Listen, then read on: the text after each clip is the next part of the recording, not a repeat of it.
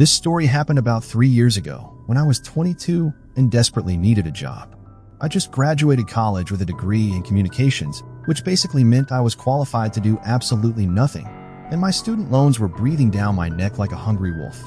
My buddy Jake had hooked me up with this gig at Riverside Storage, one of those massive self-storage facilities on the outskirts of town.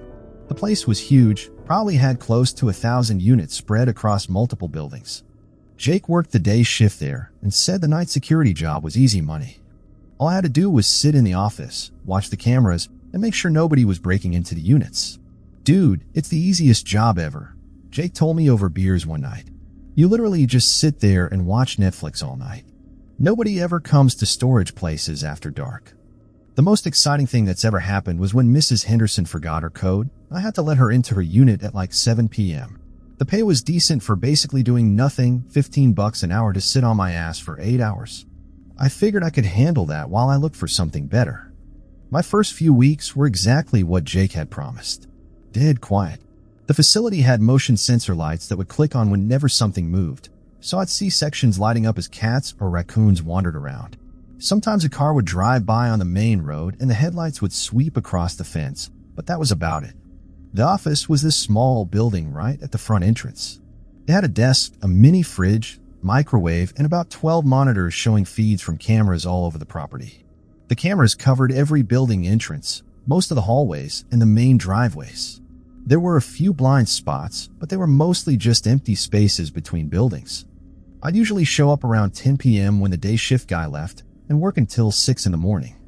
The first month was so boring, I actually started looking forward to the motion lights going off just so I'd have something to look at. But then things started getting weird. It started with Unit 247, which was in Building C, about halfway down the main corridor. I first noticed it on a Tuesday night in October. I was scrolling through my phone when I caught movement on one of the monitors out of the corner of my eye. I looked up and saw that the lights in Building C were on. That wasn't unusual. The motion sensors were sensitive enough that even a mouse could trigger them. But when I looked at the camera feed, I could see the lights were on specifically around Unit 247. The camera angle showed about 6 units on each side of the hallway, and 247 was right in the middle of the frame. I watched for a few minutes, but nothing happened. The lights stayed on for their programmed 10 minutes, then clicked off. I made a note in the logbook, motion detected Building C, Unit 247 area, 11:47 p.m. No visible cause. The next night, the same thing happened. Same unit, same time, give or take a few minutes. This time I watched more carefully.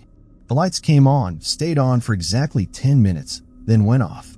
But here's the thing, I never saw what triggered them. Whatever set off the motion sensor wasn't visible to the camera. I started paying closer attention to that particular feed. For the next week, the lights around Unit 247 came on every single night between 11:30 and midnight. Always the same pattern. Always the same duration. I mentioned it to Jake when he came in to relieve me one morning. "Oh, that's probably just the Hendersons' unit," he said dismissively. "They got that big unit in Building C where they keep all their dead husband's stuff. Mrs. Henderson comes by sometimes to get things out of it. She's got a key, so she can get in any time. But I never see anyone on the cameras," I said. Jake shrugged. "Those cameras have blind spots, man. She probably parks around back and comes in through the side door. Don't worry about it." That made sense, so I stopped worrying about it. But I kept watching anyway, just out of curiosity. The next week, things escalated. I was working the Thursday night shift when the lights came on around Unit 247 at their usual time. But this time, they didn't go off after 10 minutes. They stayed on and stayed on. After 20 minutes, I got up from my desk and walked over to the window that faced Building C. From the office, I could see the building about 100 yards away. The lights were definitely on inside. I could see the glow coming from the windows high up on the building's walls. But I couldn't see any cars parked outside, and the main door was definitely closed.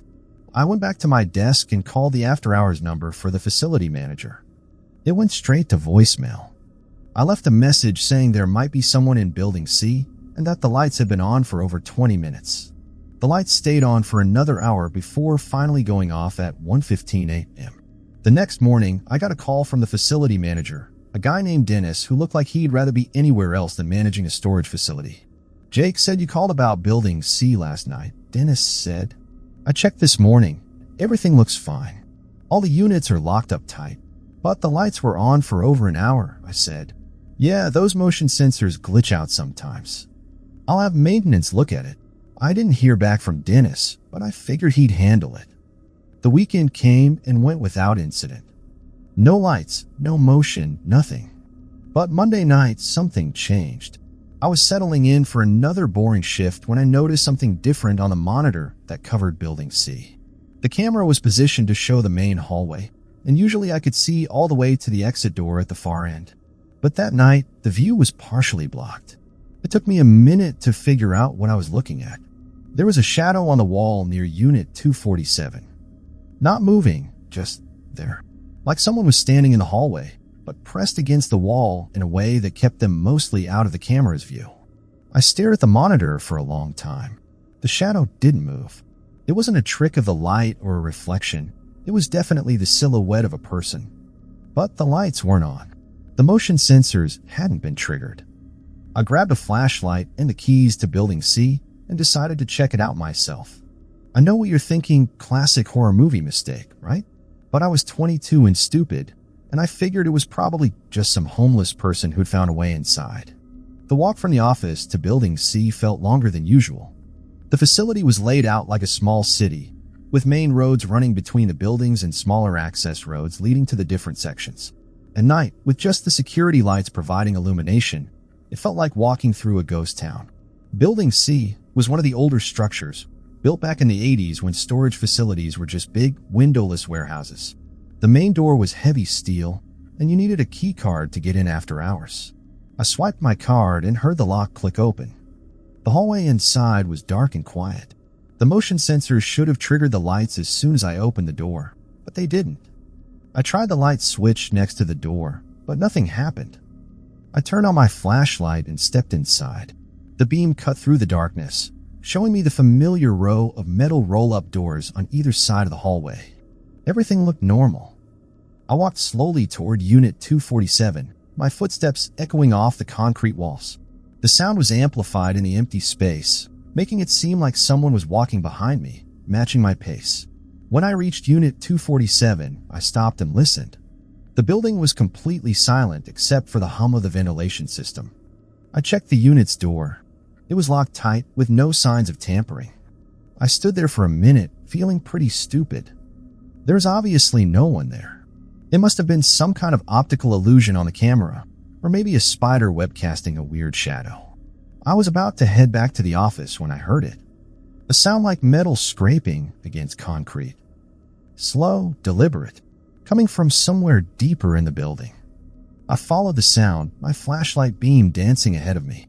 The hallway curved to the left about 50 feet past Unit 247, leading to another section of storage units.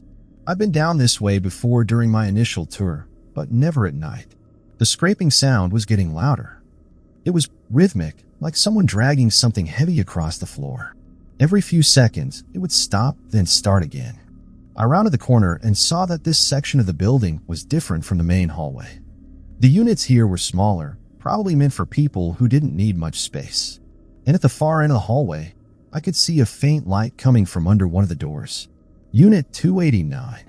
I approached carefully, trying to keep my footsteps quiet. The scraping sound was definitely coming from inside the unit. As I got closer, I could hear other sounds too, what sounded like someone moving boxes around, and occasionally a low humming sound, like someone humming a tune while they worked. I stood outside Unit 289 listening. The sounds continued for several minutes. Then, suddenly, they stopped. Complete silence. I waited, hardly breathing. Then I heard footsteps inside the unit. Slow, measured steps moving toward the door. I should have run. Every instinct I had was screaming at me to get out of there. But I was frozen in place, my flashlight beam pointed at the unit's door. The footsteps stopped right on the other side of the door. I could hear breathing. Slow, deep breaths, like someone trying to stay calm. Then, in a voice that was barely above a whisper, someone said, "I know you're out there." I ran. I don't remember much about the sprint back to the office. I know I dropped my flashlight somewhere in Building C, and I know I was moving faster than I'd ever moved in my life. By the time I got back to the office, I was gasping for air, and my hands were shaking so badly I could barely get the key in the lock. I sat at my desk trying to calm down and looked at the monitors. Building C was completely dark. No lights, no motion, nothing. It was like nothing had happened. I called Dennis's emergency number again. This time he answered. "This better be important," he said, clearly annoyed at being woken up. "There's someone in Building C," I said. "In Unit 289. I heard them moving around inside." There was a long pause. "Are you sure?" "Dead sure." They were moving stuff around, and when I got close to the door, they knew I was there. "All right, I'll be there in 20 minutes. Don't do anything stupid." Dennis showed up with a police officer in tow. The cop was this older guy who looked like he'd rather be dealing with bar fights than storage facility break-ins. "Show us where," Dennis said. The three of us walked to Building C. This time, the motion sensors worked perfectly, flooding the hallway with light as soon as we entered. We made our way to Unit 289, and Dennis used his master key to open it. The unit was empty. Completely empty. No boxes, no furniture, nothing. Just bare concrete walls and floor. "Are you sure this was the right unit?" Dennis asked. I was staring into the empty space, completely bewildered. "Yeah, this is it. There were definitely people in here. I heard them moving things around." The cop walked around the empty unit, his flashlight beam sweeping across the walls. "No signs of recent activity," he said. "No scuff marks on the floor. No dust disturbed. This place has been empty for a while." Dennis was looking at me like I'd lost my mind. "Maybe you heard something from outside. Sometimes sounds carry weird in these buildings." I knew what I'd heard, but I couldn't argue with an empty unit. We checked a few other units in the area, but they were all properly locked and showed no signs of disturbance. The cop left, and Dennis walked me back to the office. "Look, I know night shifts can mess with your head," he said. "These buildings make all kinds of sounds as they settle. And when you're alone and tired, your imagination can run wild." "I wasn't imagining it," I said. "Maybe take a couple days off. Get some sleep. If you're still seeing things after that, we might need to find someone else for this position." I didn't want to lose the job, so I agreed to take a long weekend. But I was already planning to do some research on the facility. The next day, I went to the local library and looked up everything I could find about Riverside Storage. The facility had been built in 1987 on land that used to be a small residential neighborhood. The city had used eminent domain to buy out the homeowners and tear down the houses to make room for commercial development. Most of the articles were just routine stuff about zoning changes and construction permits. But buried in the archives of the local newspaper, I found something interesting. In 1995, about 8 years after the storage facility opened, there had been an incident. A man named Robert Chin had been found dead in one of the units. According to the article, Chin had been renting the unit to store belongings after his divorce. He'd apparently been living in the unit illegally, using it as a makeshift apartment. The cause of death was listed as natural causes, but the article mentioned that Chin had been dead for several weeks before anyone found him. A maintenance worker had discovered the body when other tenants complained about a smell coming from the unit. The unit number wasn't mentioned in the article, but I had a sinking feeling I knew which one it was. I went back to work on Wednesday night, determined to stay focused and not let my imagination get the better of me. I convinced myself that the whole thing had been a combination of stress, fatigue, and too many horror movies. But Unit 247 was active again. The lights came on at 11:43 p.m., right on schedule. This time, I watched the camera feed more carefully, and I saw something that made my blood run cold. There was definitely someone in the hallway. Not clearly visible, just glimpses of movement at the edge of the camera's range. A shadow here, a brief silhouette there, but definitely a person. I grabbed my phone and called Dennis. "I thought you were taking time off," he said. "I came back tonight, and there's definitely someone in Building C," I said. "I can see them on the camera." "Are you absolutely sure? Come down here and see for yourself." Dennis arrived about 15 minutes later, looking annoyed but also concerned. I showed him the monitor, but by then the lights in Building C had gone off and there was no activity. "I don't see anything," he said. "Wait until tomorrow night. Come in around 11:30 and watch Building C. You'll see." Dennis agreed, probably just to humor me. But the next night, he was there at 11:15, sitting next to me in the office. At 11:41 p.m., the lights in Building C came on. "There," I said, pointing at the monitor. "Watch the area around Unit 247. Dennis leaned forward, studying the screen. For several minutes, nothing happened. Then, just as I was starting to think it wouldn't happen with him there, we both saw it. A figure moving across the hallway. Just for a second, but unmistakable. "Jesus Christ," Dennis whispered. We watched for another 10 minutes, catching glimpses of movement every few minutes. Someone was definitely in there, but they were staying mostly out of camera range. "Call the cops," Dennis said. This time, 2 officers responded. They were younger than the cop from earlier in the week, and they seemed more interested in actually investigating. The 4 of us went to Building C, and once again, the motion sensors flooded the hallway with light. But this time, something was different. Unit 247 was open. Not wide open, but the door was raised about 3 feet off the ground. Just enough for someone to crawl under. "That unit's supposed to be empty," Dennis said. "I checked the records after your first call. It's been vacant for 2 months. One of the officers shined his flashlight under the partially open door. "Hello? Police. Is anyone in there?" No response. The officer grabbed the door handle and pulled it up the rest of the way. The unit was full of stuff, furniture, boxes, clothes hanging from a makeshift rack. It looked like someone had been living there. "Whoever it is might still be in the building," the second officer said. "We need to do a full search." They called for backup, and within an hour, there were 6 officers searching every unit in Building C. They found evidence of recent occupancy in Unit 247, food wrappers, a sleeping bag, some personal belongings. But no person. "Probably homeless," one of the officers told Dennis. "They find ways to get into these places and set up camp. We'll increase patrols in the area." Dennis had the locks changed on Building C and installed additional security cameras. He also gave me a raise, partly as an apology for not believing me, and partly because he wanted to make sure I didn't quit. For the next few weeks, everything was quiet. No lights, no movement, no mysterious figures on the cameras. I started to think the problem was solved. But then I found a note. It was a Tuesday night in November, about 3 weeks after the police search. I was doing my usual rounds, checking the monitors and filling out the logbook, when I noticed something on my desk that hadn't been there when I started my shift. A folded piece of paper with my name written on it. I stared at it for a long moment before picking it up. The paper was old and yellowed, and it felt brittle in my hands. I unfolded it carefully. The message was written in pencil, in shaky handwriting. "You ruined everything. I just wanted to be left alone. Now I have to find somewhere else to go. But I'll remember what you did. I'll remember your face. I'll remember your name. This isn't over." There was no signature, but at the bottom of the note, someone had drawn a crude map of the storage facility. My office was marked with an X, and there was a line drawn from Building C to the office, with an arrow pointing at the X. I called Dennis immediately.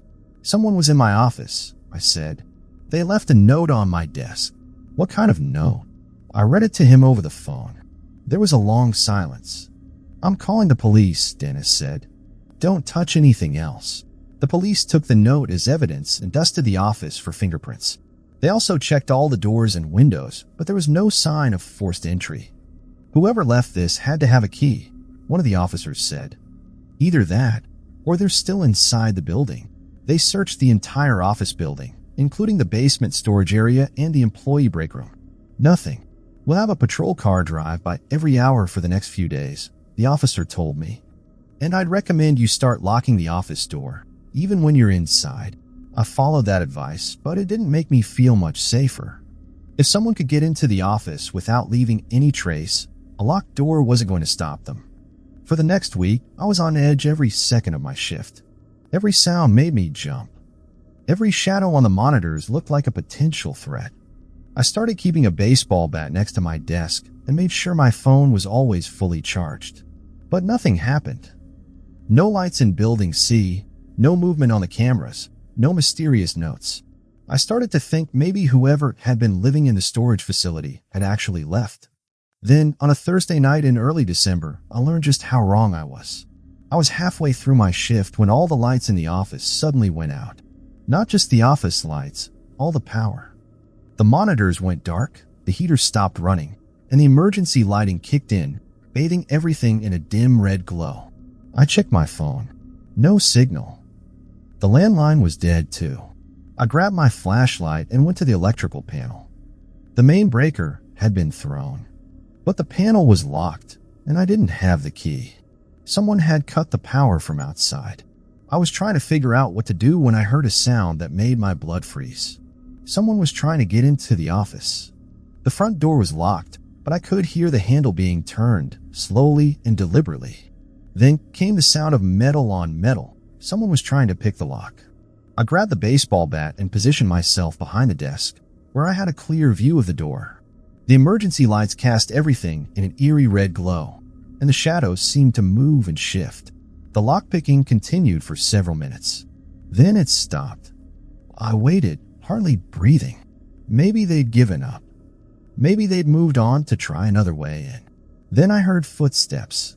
Slow, deliberate steps walking around the building. The office had windows on 3 sides, but they were all too high to see out of from ground level. Someone would need a ladder to look in, or something to stand on. I heard a scraping sound outside the window behind me. Then another, like someone was dragging something heavy across the ground. I turned around and looked up at the window. In the dim emergency lighting, I could see the glass clearly, and reflected in it, I could see the rest of the office behind me. But there was something else in the reflection. Something that shouldn't have been there. A face at the window on the opposite side of the room. I spun around, raising the baseball bat, but the window was empty. I looked back at the first window, but the reflection was gone too. I stood there for a moment, my heart pounding, trying to figure out what I'd seen. Then I heard it again, the scraping sound, but this time it was coming from the third window, on the side of the building. Someone was moving around the building, trying to find a way in. I needed to call for help, but my phone still had no signal and the landline was dead. The nearest building was probably half a mile away, and I wasn't about to leave the office to try to get help. Then I remembered the emergency radio in the bottom drawer of the desk. Every security company was supposed to have one, but I never had to use it. I found the radio and turned it on. Static filled the air, but I could hear voices in the background. I tried to figure out how to use it, but I'd never been trained on it. While I was struggling with the radio, I heard the scraping sound again. This time it was coming from directly overhead. Someone was on the roof. The office building was only 1 story, but it had a flat roof that you could access with a ladder. There was a skylight in the center of the main room, but it was locked from the inside. I looked up at the skylight and saw a shadow moving across it. Then came the sound of something tapping against the glass. I finally managed to get the radio working and found what seemed to be a police frequency. "This is an emergency," I said into the radio. "I need help at Riverside Storage on Highway 34. Someone is trying to break in." Static answered me. Then a voice, "Please identify yourself and your location. I'm the night security guard at Riverside Storage. Someone cut our power and they're trying to get into the office. They're on the roof now. Units are on the way. Stay where you are and keep the doors locked." The tapping on the skylight was getting more insistent. I could see the glass flexing slightly with each impact. Whoever was up there was trying to break through. I positioned myself under the skylight with a baseball bat raised. If they broke through, I'd be ready. The tapping stopped. For a moment, everything was quiet. Then I heard the sound of breaking glass. But it wasn't coming from the skylight. It was coming from behind me. I turned around and saw that one of the windows had been shattered. A hand was reaching through, trying to unlock the window latch. I ran toward the window with a bat raised, but before I could get there, the hand withdrew and the window opened. A figure started climbing through. I swung the bat as hard as I could, but I was too far away. The figure dropped to the floor and immediately scrambled behind a filing cabinet. "I know you're in here," I said, my voice shaking. "The police are on their way." No response. I stood there with the bat raised, trying to figure out where the intruder was hiding. The emergency lights created deep shadows behind all the furniture, and I couldn't see everything. Then I heard sirens in the distance. "You hear that?" I called out. "You better run." The sirens were getting closer. I could see flashing lights through the windows now. Suddenly, there was movement near the broken window. The figure sprinted toward it and dove through the opening, disappearing into the darkness outside. I ran to the window and looked out, but I couldn't see anything. Whoever it was had vanished into the maze of storage buildings. The police arrived a few minutes later. They found footprints in the dirt around the building and evidence that someone had used a ladder to get onto the roof. But the intruder was gone. "Did you get a look at them?" one of the officers asked. "Not really," I said. "They were moving too fast, and the lighting was bad. But I think it was a man, average height, maybe wearing dark clothes." They took photos of the crime scene and collected the ladder, which had been stolen from the maintenance shed on the other side of the facility. The electrical panel had been jimmied open and the main breaker thrown. "This was definitely planned," the officer said. "Someone knew the layout of this place and knew how to cut your power and communications." Dennis arrived about an hour later, looking shaken. "Are you okay?" he asked. "I'm fine, but I think I'm done with this job," I said. "I don't blame you. This is way beyond what anyone should have to deal with." The police increased their patrols around the facility, and Dennis hired a private security company to provide additional coverage. They also installed a backup generator and upgraded the communication systems. But I was done. I gave my 2 weeks' notice and started looking for a new job. My last night at Riverside Storage was quiet. No incidents, no mysterious figures, no threatening notes. Just 8 hours of peaceful boredom. But as I was packing up my things at the end of the shift, I found one last note on my desk. This one was different from the first. The handwriting was neater, and the paper was fresh. "Thank you for showing me how easy it is to get close to you. I know where you live now. I know where you work during the day. I know your routine. This isn't over. We'll meet again soon."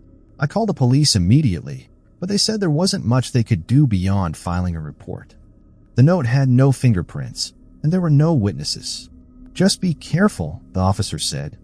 "Vary your routine, stay alert, and call us if you see anything suspicious." I moved out of my apartment the next week and stayed with friends for a while. I eventually found a new job in a different city, about 2 hours away from Riverside Storage. That was 3 years ago. I've never seen or heard from whoever was stalking me at the storage facility. But I still think about it sometimes, especially late at night when I'm alone.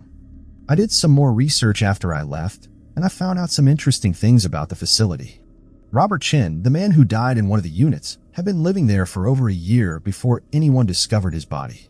According to the police report, he'd been suffering from paranoid delusions and had convinced himself that people were following him.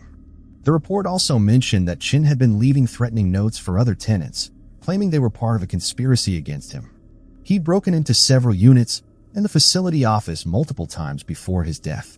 I never found out if the person who was stalking me was connected to Chin somehow, or if it was just another homeless person who'd found a way to live in the storage facility. But I have a theory. I think whoever was living in Unit 247 had been there for a long time. Long enough to figure out the patrol schedules, the camera blind spots, and the security weaknesses. Long enough to develop an obsession with the place and the people who worked there. And I think when I discovered them, I ruined their perfect hiding spot. I forced them to leave their safe space and face the world again. Some people don't handle that well. I still drive by Riverside Storage sometimes when I'm in the area visiting friends. The facility is still there, still operating. But I noticed they've added a lot more security cameras, and there's always a patrol car in the parking lot. I wonder if they're still having problems with uninvited guests. I hope not. But if they are, I hope the new security guard is smarter than I was. I hope they trust their instincts and don't try to investigate things alone. Because some people should just be left alone in their dark corners. And sometimes, when you shine a light on them, they don't just disappear. Sometimes they follow you home. So to whoever was living in Unit 247 at Riverside Storage, if you're out there somewhere, if you're reading this somehow, I'm sorry I ruined your hiding place. I was just doing my job. But I'm not sorry I got away from you. Let's never meet again.